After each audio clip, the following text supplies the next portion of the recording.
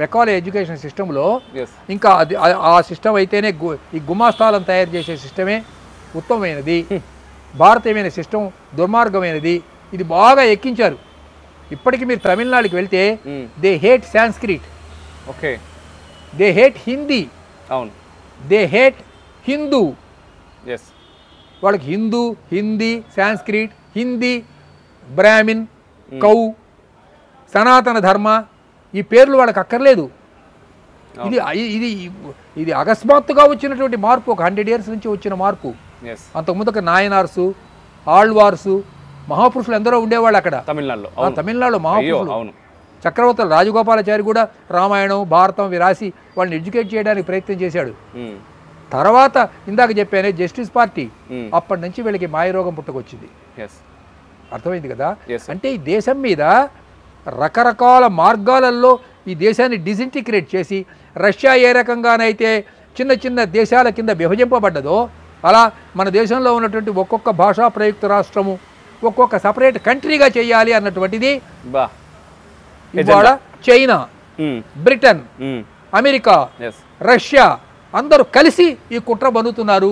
దీన్ని దేశం ఎవరు రక్షిస్తారు అన్నది నాకు తెలియదు. ఒక సామాన్య పౌరుడు ఎలా ఆలోచించాలంటారు? ఇప్పుడు ఇన్ని కుట్రలు జరుగుతున్నాయి. ఇప్పుడు వీనికి ఏంటంటే పొద్దున్న లేస్తే 3 పూటలు మన తిండికి ఈ day to day life, regular లైఫ్లో వీడు తిరుగుతూ ఉంటాడు. ఇప్పుడు వీడు ఇవన్నిటి ఆలోచనలు ఖచ్చితంగా పాపం ఎక్కడో ఒక దగ్గర ఓ ఆలోచన వస్తుంది, అరే మన దేశం ఇట్లా అయిపోతున్నది ఎట్లా, మన ధర్మం ఇట్లా అయిపోతున్నది ఎట్లా. మరి అటువంటి వాళ్ళకు అంటే వాళ్ళ తరపున ఏదో ఒకటి చేయాలని ఒక ఆలోచన అయితే ఉంటుంది. వాళ్ళు ఏం చేయగలుగుతారు? మా ఇంటి ఎదురుగా పేదవాడు అక్కడ రోడ్డు మీద ఏదో చిన్న చెప్పులు కుట్టుకుంటున్నాడు గురుగారు. ఆ పక్కనే ఇంకొకటి ఒక ఆవిడ అమ్మాయి ఇక్కడే మా వీధిలోనే ఒక ఆవిడ లాండ్రీ రోడ్డు మీద వర్షానికి తడుస్తూ, ఇంకొకటి ఇక్కడే పక్కనే అరటిపళ్ళు అమ్ముకుంటున్నాడు. వాళ్ళ బతుకులు 20 ఏళ్ళుగా అలాగే ఉంది, ఏమీ తేడా లేదు. ఓకే, వీడేం చేస్తున్నాడు, హోటల్కి వెళ్ళి స్టార్ హోటల్స్కి వెళ్ళి భోంచేసి వస్తున్నాడు. ఈ పొలిటికల్ మీటింగులు కూడా స్టార్ హోటల్స్లోనే పెడతారు. హోటల్ తాజ్ కృష్ణలో పెడతారు. విన్నారా? ఏసీ రూముల్లో కూర్చొని వీళ్ళ గురించి డిస్కస్ చేస్తారు, పేదవాళ్ళ గురించి మాట్లాడుతుంటారు. నేను అడిగేది ఏమిటంటే అట్టడు వర్గాల అభ్యున్నతి కోసం 1 గంట ఎక్కువసేపు వద్దు, రోజు 1 గంట నువ్వు ఆలోచించు. 1 పూట నువ్వు ఐస్ క్రీమ్ తింటాం మానేయి. సినిమాకి వెళ్ళా మగధీర సినిమాకి వెళ్ళాలంటే 4 కలిసి వెళ్ళేప్పటికి 5,000 రూపాయలు టికెట్ పెట్టుకుంటున్నావే. 5,000లో 500 ఒక పేదవాడికి ఇవ్వడానికి నీకేమి మాయరోగమా?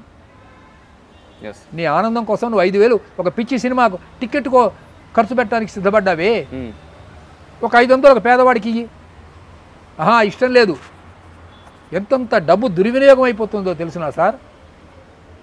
కాబట్టి సామాన్యుడు 1 గంట దేశాన్ని గురించి ఆలోచించాలి, కనీసం 1 గంట. తక్కిన 23 గంటలు నీ గురించి నువ్వు ఆలోచించుకో. ఓకే, ఇది నేను చెప్పదలుచుకున్నటువంటి సందేశం. సార్, అలా మొత్తం అందరూ ఆలోచించాలి. అప్పుడు దేశంలో కొంత పరిణామం రావటం ప్రారంభమవుతుంది. ఇది సాహితీవేత్తలు ఇందుకు ముందుకు రావాలి. ఈ తరంలో ఉన్నటువంటి కవులు, గాయకులు, పత్రికలు వాళ్ళలో కనుక కొంచెం దేశభక్తి భావన ఉన్నట్లయితే. దేశభక్తి భావన ఉందంటారా? ఇప్పుడున్నటువంటి పత్రికల్లో కానీ ఎట్ ద సేమ్ టైం ఛానల్స్లో కానీ ఎంతవరకు ఉందంటారు? మీరే అన్నారు కదా, చాలా ఛానల్స్ని వేరే దేశాలు ఏకంగా కోట్లు పెట్టి కొనుక్కుంటున్నాయని. అవును, కొన్ని వేరే దేశాలు కొనుక్కుంటున్నాయి, కొన్ని ఇక్కడ ఉన్నటువంటి రాజకీయ నాయకులు కొంటున్నారు. 1 వీక్ బ్యాక్ ఒక వార్త చూచా. ఓకే, ఈ కాంగ్రెస్ పార్టీ ఏం చేసిందంటే, సార్, నావికా కుమార్ అని ఒక ఆవిడ ఉంది, ఒక యాంకర్. ఆవిడ టైమ్స్ నవ్ యాంకరింగ్ నేను రోజు రాత్రిపూట చూస్తుంటా. Sir, okay. అలాగే రిపబ్లిక్ ఛానల్లో ఉన్నాడు అర్ణవ్ గోస్వామి. ఇలా కొన్ని ఛానల్స్లో వాటి మీద వీళ్ళు బ్యాన్ పెట్టారు.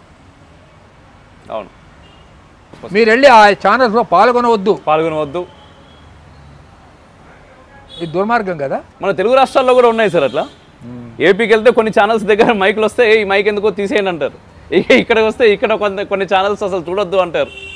అసలు కొన్ని ఛానల్స్లు కొన్ని ప్రోగ్రామ్స్ని వాళ్ళు బ్యాన్ చేసి బ్లాక్ చేస్తున్నారు అనుకుంటాను. అవును, చేస్తున్నారు. కొన్ని వాళ్ళకి నచ్చనివి అసలు మనకు కనిపించవు. కొన్నిట్లనేమో ఓన్లీ వాళ్ళ డప్పే టట్టరకర ఆ డప్పు కొట్టడానికి 24/7 నడుస్తూ ఉంటాయి. పేపర్స్ మీద, ప్రింట్ మీడియా మీద, ఎలక్ట్రానిక్ మీడియా మీద ఇట్లా తమ స్వార్థ ప్రయోజనాల కోసం వాళ్ళు ఎప్పుడైతే నియంతృత్వం మొదలుపెట్టారో అప్పుడు ఈ కామన్ మ్యాన్ యొక్క దాని మైండ్ సెట్ మారిపోతుంది.